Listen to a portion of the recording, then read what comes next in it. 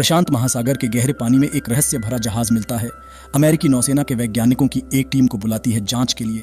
एक हेलीकॉप्टर उन्हें समुद्र के बीच एक जहाज तक ले जाता है और नेवी कैप्टन बार्न्स उन्हें सूचित करता है कि उन्हें एक अंतरिक्ष यान ढूंढा है। मनोवैज्ञानिक नॉर्मन को टीम में इसलिए बुलाया गया था क्योंकि उसने अज्ञात जीवन रूपों पर एक पेपर लिखा था जिसे नेवी गाइड के रूप में उपयोग कर रही थी। यह अंतरिक्ष यान 8 गज कोरल के नीचे दबा हुआ है। इसका मतलब ये 300 साल से वहां पड़ा है और 1709 में पृथ्वी पर क्रैश हुआ था। उन्हें लगता है कि जहाज के अंदर जिंदा एलियंस हो सकते हैं, इसलिए वैज्ञानिकों को वहां भेजा गया है ताकि संपर्क स्थापित कर सकें, एलियंस कहां से आए हैं ये जान सकें और एक संभावित आक्रमण से बचा सकें। अंत में बार्न्स बताता है कि नेवी का सोनार एक लो लेवल हम डिटेक्ट करता है। इसका मतलब जहाज के अंदर कुछ चल रहा है। टीम जब अंडर वाटर जाने के लिए तैयार होती है, नॉर्मन गणितज्ञ हैरी को एडमिट करता है कि उसकी रिपोर्ट एक ढोंग था और हैरी प्रॉमिस करता है कि ये सीक्रेट रखेगा। फिर वैज्ञानिक एक पनडुब्बी में बैठते हैं जो उन्हें एक संरचना जैसा आवास कहते हैं वहां ले जाता है जो नौसेना ने जांच आधार बनाने के लिए बनाया था। जब वो लोग काफी गहरे पानी में पहुंच जाते हैं तो टीम अंतरिक्ष यान को देख सकती है और उसके बड़े साइज से हैरान हो जाती है। नेवी गोता टीम एक रोबोट को तैयार करती है ताकि अंतरिक्ष यान के दरवाजे खोल सके। तो वो वैज्ञानिकों के आवाज से अंतरिक्ष यान तक चलते हैं, लेकिन जब वो एयरलॉक तक पहुंचते हैं तो उसे खोल नहीं पाते। इसलिए खगोल वैज्ञानिक टेड इसे मजबूर करने के लिए हथौड़े और छेनी का उपयोग करते हैं।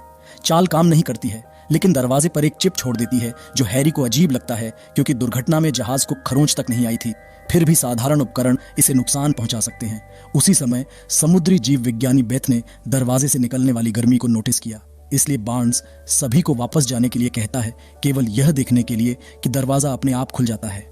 वे अंदर जाते हैं और बेथ को जमीन पर पैरों के निशान दिखाई देते हैं, जिसका मतलब है कि कोई पहले से ही वहां मौजूद है। टीम अधिक जानकारी हासिल करने के लिए विभाजित हो जाती है और निजी तौर पर नॉर्मन बेथ को अपनी झूठी रिपोर्ट के बारे में भी बताता है और स्वीकार करता है कि उसने विज्ञान कथा लेखकों से विचार लिए हैं। दोनों एक मंच पर कदम रखते हैं जो अपने आप चलता है और उन्हें अगली मंजिल पर ले जाता है जहां बेथ चिल्लाती है क्योंकि वह एक कुर्सी पर एक शव देखती है। यह मानव प्रतीत होता है और इसकी मृत्यु कुंद बल के आघात से हुई है। इसके पास स्मोकहाउस बादाम नामक एक स्नैक भी है। उन्होंने निष्कर्ष निकाला कि वे अवश्य ही किसी अमेरिकी जहाज पर होंगे। फिर बेथ कंप्यूटर की जांच करती है और अंग्रेजी में रिकॉर्ड देखकर आश्चर्यचकित हो जाती है। उड़ान लॉग में वर्ष 43 की तारीखें और अज्ञात प्रविष्टि घटना नामक एक आइटम है। इसे चुनने से उनके चारों ओर एक होलोग्राम दिखाई देता है जिसमें एक अंतरिक्ष यान को ब्लैक होल में प्रवेश करते हुए दिखाया गया है। बाद में दोनों दूसरों को बताते हैं कि उन्हें क्या मिला और बदले में बार्न्स उन्हें कार्गो पकड़ दिखाते हैं जहां उन्हें एक विशाल गोला मिलता है। चूंकि यह एक जाल हो सकता है, बार्न्स ने वहां एक सुरक्षा कैमरा लगाने का फैसला किया। नॉर्मन ने नोटिस किया कि हर कोई गोले को देख रहा है, फिर भी कोई भी इसकी परावर्तक सतह पर दिखाई नहीं देता है। समूह निवास स्थान पर लौटता है और सिद्धांतों पर चर्चा करता है। टेड को लगता है कि जहाज दुर्घटनाग्रस्त नहीं हुआ, यह बस ब्लैक होल में फंस गया और समय के माध्यम से यात्रा करता रहा। उस समय उन्हें सूचित किया जाता है कि सतह पर एक तूफान है, इसलिए उन्हें जल्द ही वापस जाना होगा। बाद में अपने क्वार्टर में हैरी नॉर्मन से कहता है कि वह भविष्यवाणी करता है कि वे सभी मर जाएंगे, बताते हुए कि ब्लैक होल में प्रवेश करने वाला जहाज लॉग पर अज्ञात के रूप में सूचीबद्ध है क्योंकि वे पहली बार में रिपोर्ट नहीं बना सके। सोने से पहले हैरी कहता है कि काश वह गोले के अंदर पहुंच पाता। कुछ क्षण बाद एक अलार्म बजता है और बार्न्स कैमरों की जांच करता है और देखता है कि हैरी गोले की ओर आ रहा है। उसका प्रतिबिंब अचानक दिखाई देने लगता है और ऐसे ही हैरी गायब हो जाता है। बार्न्स ने घोषणा की कि जब तक वे हैरी को वापस नहीं ले लेते तब तक वे सतह पर वापस नहीं जाएंगे। इसलिए नॉर्मन डाइविंग सूट पहनता है और अंतरिक्ष यान में लौट आता है। वह गोले को घूरता है और हैरी अचानक जमीन पर दिखाई देता है। उसके प्राण सामान्य हैं, लेकिन वह नहीं उठेगा। जब नॉर्मन फिर से ऊपर देखता है तो बिजली जाने से ठीक पहले उसका प्रतिबिंब गोले पर दिखाई देता है और बार्न्स अब उन्हें नहीं देख सकते। कुछ सेकंड में बिजली वापस आ जाती है और बार्न्स को पता चलता है कि वे आंतरिक शक्ति पर चल रहे हैं, जिसका अर्थ है कि पनडुब्बी चली गई है और वे कुछ समय के लिए वहीं रहेंगे। जबकि नॉर्मन बेहोश हैरी को आवास रखरखाव कार्यकर्ता के पास वापस ले जाता है, फ्लेचर मिनी सब में टाइमर को रीसेट करने के लिए बाहर जाता है। बार्न्स बताते हैं कि उन्हें हर 12 घंटे में ऐसा करना चाहिए ताकि नौसेना को पता चल सके कि वे अभी भी जीवित हैं। यदि वे भूल जाते हैं तो मिनी सब स्वचालित रूप से सतह पर वापस आ जाएगी। वापस जाते समय फ्लेचर ने देखा कि पास में जेलीफिश का एक झुंड तैर रहा है। पहले तो यह खूबसूरत लगती है, लेकिन जल्द ही जेलीफिश करीब आ जाती है और उसके सूट से चिपकने लगती है। अचानक उसे अपने शरीर के अंदर जेलीफिश का एहसास होता है और वह दूर जाने की कोशिश करती है। जेलीफिश उसका पीछा करती है। सूट को हुए नुकसान के कारण पानी अंदर चला गया और फ्लेचर दुर्भाग्य से डूब गया। टीम शव को वापस अंदर लाती है और नॉर्मन साझा करता है कि जब वह छोटा था तो उस पर जेलीफिश ने हमला किया था, इसलिए वह तब से उनसे डरता है। बेथ ने करीब से देखा और पाया कि उसने इस तरह की जेलीफिश पहले कभी नहीं देखी है। कुछ समय बाद बार्न्स ने नॉर्मन से निजी तौर पर बात की और उसे बेथ के मानसिक स्वास्थ्य इतिहास के बारे में न बताने के लिए डांटा। ऐसा लगता है कि उसे अभी अभी पता चला कि उसने एक बार स्वयं मिटाने का प्रयास किया था। बार्न्स को लगता है कि वह मिशन को खतरे में डाल सकती है और एक बहस शुरू हो गई, लेकिन टेड ने बीच में आकर उन्हें बताया कि हैरी जाग रहा है। टीम रसोई में इकट्ठा होती है और हैरी को बहुत उत्साह से खाते हुए देखती है और बहुत ही साधारण भोजन के शानदार स्वाद पर टिप्पणी करती है।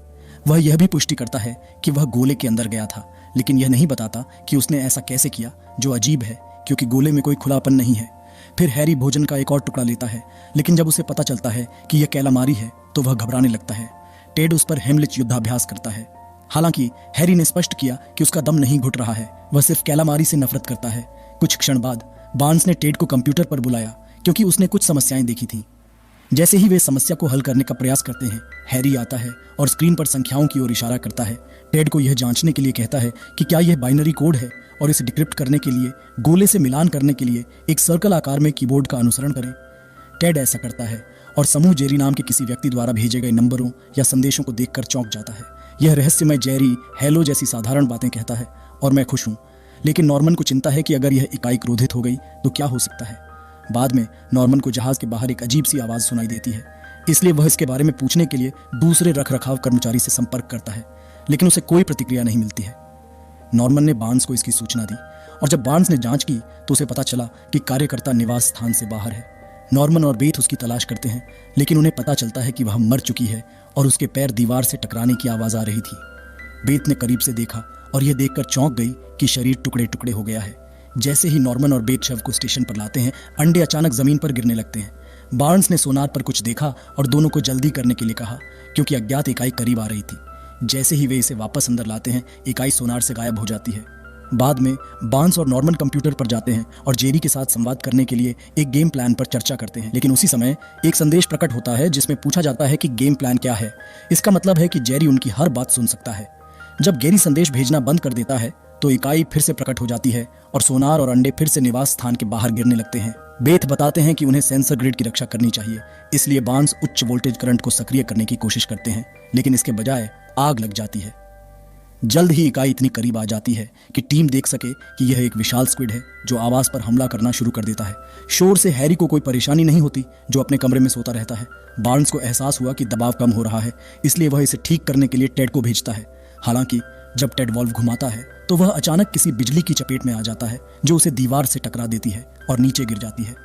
जबकि नॉर्मन वॉल्व को चालू करने के लिए आता है, स्क्विड हमला करना जारी रखता है, इसलिए बार्न्स नॉर्मन को उच्च वोल्टेज करंट को फिर से सक्रिय करने का आदेश देता है। जैसे ही वह लीवर खींचता है, स्क्विड गायब हो जाता है, लेकिन कमरे में आग भी लग जाती है। जबकि समूह इसे बुझाने के लिए दौड़ता है और टेड आपातकालीन दरवाजे को सक्रिय करने में मदद करने के लिए जागता है, इसलिए बार्न्स ने फंसने से बचने के लिए उन्हें एक बॉक्स से जाम कर दिया। दुर्भाग्य से जब वह हिलने की कोशिश करता है तो बक्सा फिसल जाता है और दरवाजे से कुचलकर बार्न्स की मौत हो जाती है। उसी समय छत का एक हिस्सा टेड पर गिरता है और वह फंस जाता है, इसलिए वह नॉर्मन को बाहर निकलने के लिए कहता है, जबकि आग की लपटें उसे पकड़ लेती हैं और खुद को बुझाने से पहले उसे मार देती हैं। बाद में नॉर्मन यह पूछने के लिए जेरी से संपर्क करने की कोशिश करता है कि आग की लपटें किसने बुझाई, लेकिन बदले में जेरी पूछता है कि क्या उसे स्क्विड पसंद आया और उसने खुलासा किया कि वह और अधिक प्रकट कर सकता है। नॉर्मन यह समझाने की कोशिश करता है कि कैसे ये अभिव्यक्तियां लोगों को मार रही हैं, लेकिन संदेशों में उसे जेरी कहना बंद करने के लिए कहा गया है। फिर नॉर्मन हैरी को देखने जाता है जो समुद्र के नीचे 20,000 लीग पड़ रहा है। जब नॉर्मन हमले का जिक्र करता है तो हैरी कहता है कि वह इसके दौरान सोया था। फिर वह बताता है कि उसे यह किताब बहुत पसंद है, लेकिन वह पृष्ठ 87 से आगे नहीं बढ़ सका क्योंकि यह बहुत डरावनी है। नॉर्मन उसे सभी मौतों के बारे में बताता है और तथ्य यह है कि उनकी अधिकांश ऑक्सीजन खत्म हो गई है, लेकिन हैरी अजीब तरह से शांत रहता है। बाद में बेथ नॉर्मन को याद दिलाती है कि उन्हें मिनी सबको रीसेट करना होगा। नॉर्मन ने उसे स्वीकार किया कि उसे हैरी पर संदेह है और यहाँ तक कि सोचता है कि वह घटनाओं के लिए जिम्मेदार हो सकता है, इसलिए वह रीसेटिंग करेगा और बेथ हैरी पर नजर रखेगी ताकि उसे लघु विषय से दूर रखा जा सके। फिर नॉर्मन बाहर जाता है और जल्दी से रीसेट करता है, लेकिन वापस जाते समय वह देखता है कि उसके सूट से बुलबुले निकल रहे हैं और वह बेथ को मदद के लिए बुलाता है। हालांकि यह हैरी ही है जो जवाब देता है और समझाता है कि उसका वाल्व खराब है, लेकिन उसे ठीक होना चाहिए। नॉर्मन आगे बढ़ता रहता है और जब वह सीढ़ी पर पहुंचता है तो एक सांप अचानक उस पर हमला कर देता है। बहुत संघर्ष करना पड़ता है और फिर जीव चला जाता है ताकि नॉर्मन सुरक्षित रूप से निवास स्थान पर लौट सके। कुछ समय बाद लोगों ने बेथ को अंतरिक्ष यान में जाते हुए देखा और उससे इसका कारण पूछा। बेथ बताती है कि वह खाना ढूंढ रही है क्योंकि खाना खत्म हो गया है, लेकिन हैरी का कहना है कि रसोई में बहुत सारा खाना है। नॉर्मन क्रोधित हो जाता है और वादे के अनुसार निगरानी न रखने के लिए बेथ पर चिल्लाता है। वह उसे रसोई में खाने के बारे में भी बताता है। बेथ फ्रिज और अलमारी की जांच करती है और भ्रमित हो जाती है। कसम खाती है कि उसने पहले उन्हें खाली देखा था। नॉर्मन उसे डांटना जारी रखता है, इसलिए बेथ झपटती है और नॉर्मन को हैरी पर विश्वास करने के लिए बुलाती है और उसे याद दिलाती है कि नॉर्मन ने उन्हें कभी नहीं बताया कि उसने क्षेत्र के अंदर क्या किया। जब नॉर्मन ने उससे पूछा कि क्या वह भी क्षेत्र में आई है, तो बेथ कमरे से बाहर चली जाती है। बाद में नॉर्मन जमीन से हैरी की किताब उठाता है, लेकिन जब वह ऊपर देखता है तो वह देखता है कि हैरी अभी भी वही किताब पढ़ रहा है। घबराकर वह अलमारियां खोलता है और किताब की ओर प्रतियां पाता है। यह महसूस करते हुए कि बेथ सही थी, नॉर्मन कंप्यूटर के पास जाता है और जेरी से पूछता है कि गोले के अंदर क्या है, लेकिन प्रतिक्रिया फिर से उसे जेरी कहना बंद करने के लिए कहती है। उत्तर के लिए बेताब नॉर्मन ने कोड की समीक्षा की और महसूस किया कि टेड ने उसकी डिकोडिंग में कुछ अक्षर मिला दिए हैं। यह पता चला कि इकाई का नाम वास्तव में हैरी है। इस बीच बेथ निवास स्थान छोड़ देती है और कुछ विस्फोटक स्थापित कर देती है। जब वह वापस आती है तो नॉर्मन उसे बताता है कि इकाई हैरी है, जो उनके चारों ओर अजीब प्राणियों को प्रकट कर रही है। वह उसे किताब का पृष्ठ 87 पढ़ने के लिए भी कहता है, जिसमें अविश्वसनीय रूप से लंबे जाल वाले एक राक्षस के बारे में बात की गई है। बाकी किताब, चूंकि हैरी को विद्रूप से नफरत है, वह किताब पढ़ते रहने से डरता था और क्षेत्र में जाने के बाद उसके पास उन विचारों को प्रकट करने की शक्ति थी। दोनों सहमत हैं। अभिव्यक्तियों को रोकने के लिए उन्हें हैरी को गहरी नींद में सुलाने की जरूरत है, इसलिए वे शामक औषधि खोजने के लिए जहाज की चिकित्सा आपूर्ति की खोज करते हैं। फिर वे कमरे में घुस जाते हैं और नॉर्मन हैरी को पकड़ने के लिए उस पर कूद पड़ता है, जबकि बेथ उसे इंजेक्शन देती है जिससे हैरी बेहोश हो जाता है। बाद में सतह से एक संदेश आता है जिसमें बताया जाता है कि मौसम बेहतर है ताकि वे 6 घंटे में सतह पर लौट सके। नॉर्मन अपने दांतों को ब्रश करने के लिए बाढ़ वाले बाथरूम में जाता है और पानी में एक सांप उसकी पैंट में जाने के मौके का फायदा उठाता है। जब नॉर्मन चिल्लाता है तो बेथ बाथरूम की ओर भागती है और जीव को पकड़ लेती है और पहचानती है कि यह दुनिया का सबसे जहरीला सांप है जिसे पानी के नीचे नहीं होना चाहिए। बाद में बेथ नॉर्मन को लैब में उससे मिलने के लिए कहती है, लेकिन जब वह आता है तो वह उसे अंदर बंद कर देती है। वह बताती है कि वही सांपों को प्रकट कर रहा है, इसलिए वह चाहती है कि उसे शामक इंजेक्शन भी मिले। नॉर्मन इस पर विश्वास नहीं करता, इसलिए बेथ उदाहरणों का उल्लेख करती रहती है। हैरी सो रहा है, इसलिए सांप उसके पास से नहीं आ सका और जेलीफिश नॉर्मन का डर है, ठीक वैसे ही जैसे स्क्विड हैरी का था। चूंकि नॉर्मन ने सहयोग करने से इनकार कर दिया, बेथ ने कमरे से ऑक्सीजन लेने का फैसला किया और लैब में पानी भरने लगता है। फिर भी जिद्दी नॉर्मन ऑक्सीजन का एक कनस्तर पाने के लिए गोता लगाता है और फिर एक हैच के माध्यम से भाग जाता है। जबकि नॉर्मन आवास के बाहर तैर रहा है, बेथ कंप्यूटर की जांच करती है और उसे बांस के उसके मानसिक स्वास्थ्य और नॉर्मन की डांट पर सवाल उठाने वाले वीडियो मिलते हैं, तो वह चिंतित हो जाती है और कमरे से बाहर चली जाती है। जब नॉर्मन वापस आता है तो वह उसके रोने की आवाज़ सुनता है और उसे सांत्वना देने की कोशिश करता है, क्योंकि वह निष्कर्ष निकालता है कि वे दोनों हैरी की तरह ही गोले के अंदर थे। हैरी के बारे में बोलते हुए वह जाग जाता है और स्पष्टीकरण मांगता है। नॉर्मन बताते हैं कि क्षेत्र ने उन्हें अपने विचारों को वास्तविकता में प्रकट करने की शक्ति दी है और मूल दल के साथ भी ऐसा ही हुआ होगा, जिन्होंने संभवतः उस समय अपने व्यामोह में एक दूसरे को मार डाला होगा। कंप्यूटर घोषणा करता है कि आवास के बाहर विस्फोटक सक्रिय हो गए हैं, इसलिए उनके पास खाली करने के लिए 13 मिनट हैं। बेथ बताते हैं कि वे विस्फोटक मूल रूप से मूंगे को उड़ाने के लिए लाए गए थे, लेकिन उसने उन्हें प्राणियों के खिलाफ सुरक्षा के रूप में स्थापित किया। सबसे पहले वह सोचती है कि एक नई अभिव्यक्ति ने इसे सक्रिय किया है, लेकिन तब उसे एहसास हुआ कि उसके अपने विचारों ने ऐसा किया, क्योंकि वह फिर से स्वयं को हटाने पर विचार कर रही थी। मामले को बदतर बनाने के लिए हैरी ने बताया कि विस्फोटक सब कुछ विघटित कर देगा, क्योंकि अंतरिक्ष यान में तरल हाइड्रोजन है। टीम तुरंत मिनी सब की ओर दौड़ती है, लेकिन अंदर जाना चाहती है। वे इसे चालू नहीं कर सकते। अचानक उन्हें अंतरिक्ष यान में ले जाया जाता है, इसलिए समूह बाहर निकलने का रास्ता खोजना शुरू कर देता है, लेकिन केवल हल्कों में ही भागने में सफल होता है। अंततः वे गोले के सामने पहुंच जाते हैं और नॉर्मन का प्रतिबिंब उसे बटन दबाने के लिए कहता है। यह महसूस करते हुए कि क्या हो रहा है, नॉर्मन अपने दोस्तों से अपने विचारों को जाने देने के लिए कहता है और समूह तुरंत फिर से मिनी सब में प्रकट होता है। नॉर्मन बटन दबाता है और मिनी सब अंततः सतह की ओर बढ़ना शुरू कर देता है। विस्फोट से बचने के लिए समय पर दूर हो जाता है, जो निवास स्थान को पूरी तरह से नष्ट कर देता है। एक बार जब मिनी उप सतह पर पहुंच जाती है तो समूह डिकम्प्रेशन से गुजरता है और बात करने के लिए एक निजी स्थान ढूंढता है। वे नौसेना को सच्चाई नहीं बता सकते, क्योंकि वे उन पर विश्वास नहीं करेंगे और गोला संभवतः विस्फोट से नष्ट हो गया था। बेथ बताती हैं कि उनके पास अभी भी शक्ति है, लेकिन वह खतरनाक चीजों के प्रकट होने या शक्ति के गलत हाथों में पड़ने से डरती है। जब नॉर्मन कहता है कि यह पहले से ही गलत हाथों में है, तो हैरी को एक विचार आता है। उन्हें अपने द्वारा खोजी गई हर चीज को भुलाने के लिए शक्ति का उपयोग करना चाहिए। इससे पता चलेगा कि जहाज के लॉग पर घटना को अज्ञात के रूप में कैसे चिह्नित किया गया है। तीनों हाथ पकड़ते हैं और मिशन और अपनी शक्ति से जुड़ी हर चीज को भूलने के बारे में सोचते हैं। उस क्षण गोला समुद्र से बाहर आता है और तीव्र गति से आकाश में उड़कर बाहरी अंतरिक्ष में लौट आता है। जब वैज्ञानिकों की आंखें खुलती हैं तो उन्हें समझ नहीं आता कि वे हाथ क्यों पकड़ रहे हैं। सदस्यता लेना और सूचनाएं चालू करना सुनिश्चित करें ताकि आप इस तरह के और वीडियो देख सकें।